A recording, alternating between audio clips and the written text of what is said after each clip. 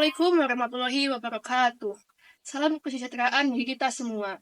Salam, namo budaya, dan salam kebajikan. Saya Fadila Julianti dari kelompok 6 akan mempersembahkan video pembelajaran tentang teks editorial. Editorial merupakan salah satu rubrik yang ada di media massa cetak, seperti koran, majalah, atau buletin.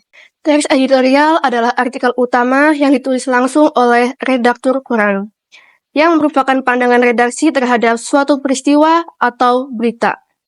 Aktual atau sedang menjadi sorotan, fenomenal dan kontroversial atau menimbulkan perbedaan pendapat.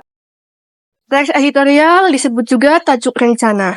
Editorial seperti diasumsikan sebagai sikap institusi media massa terhadap peristiwa yang dibahas. Struktur teks editorial. Yang pertama, pengenalan isu. Pengenalan isu adalah bagian pendahuluan dari teks editorial. Fungsinya adalah mengenalkan isu atau permasalahan yang akan dibahas pada bagian berikutnya.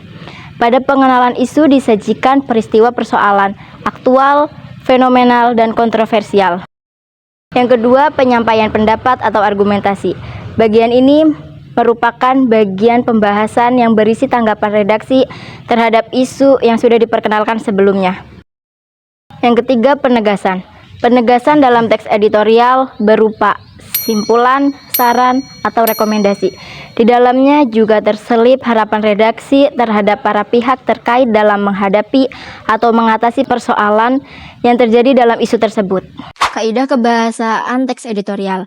Kaidah kebahasaan teks editorial tergolong kaidah kebahasaan yang berciri bahasa jurnalistik.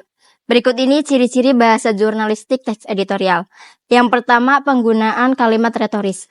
Kalimat retoris adalah kalimat yang tidak ditunjukkan untuk mendapatkan jawabannya. Pertanyaan-pertanyaan tersebut dimaksudkan agar pembaca merenungi masalah yang dipertanyakan tersebut sehingga tergugah untuk berbuat sesuatu atau minimal berubah pandangannya terhadap isu yang dibahas. Pada teks kado ulang tahun baru 2014 dari Pertamina, kalimat retorisnya terdapat pada paragraf keempat berikut ini. Contoh, benarkah pemerintah tidak tahu atau tidak diberitahu mengenai rencana Pertamina menaikkan harga LPG? Menggunakan kata-kata populer sehingga mudah bagi khalayak untuk mencernanya.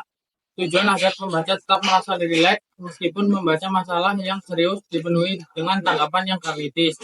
Dalam teks pada ulang tahun baru 2014 dari Pertamina, contoh kata-kata populer adalah target, terkaget-kaget, pencitraan, dan menengarai. Menggunakan kata-kata petunjuk yang merujuk pada waktu, tempat, peristiwa, atau hal lainnya yang menjadi fokus ulasan. Contohnya yang pertama yaitu sungguh. Kenaikan harga itu merupakan kado yang tidak simpatik, tidak bijak, dan tidak logis. 2. Berdasar simpulan rapat itulah, Presiden kemudian membuat keputusan harga LPG 12 kilo yang diumumkan pada hari Minggu kemarin. Yang ketiga, rasanya mustahil kalau pemerintah dalam hal ini Menko Ekwin dan Menteri BUMN tidak tahu, tidak diberitahu, serta tidak dimintai pandangan, pendapat, dan pertimbangannya. Banyaknya penggunaan konjungsi kasualitas seperti sebab, karena, oleh sebab itu. Hal ini terkait dengan penggunaan jumlah argumen yang dikemukakan redaktur berkenaan dengan masalah yang dikupasnya. Contoh, masyarakat sebagai konsumen menjadi terkaget-kaget karena kenaikan tanpa didahului sosialisasi.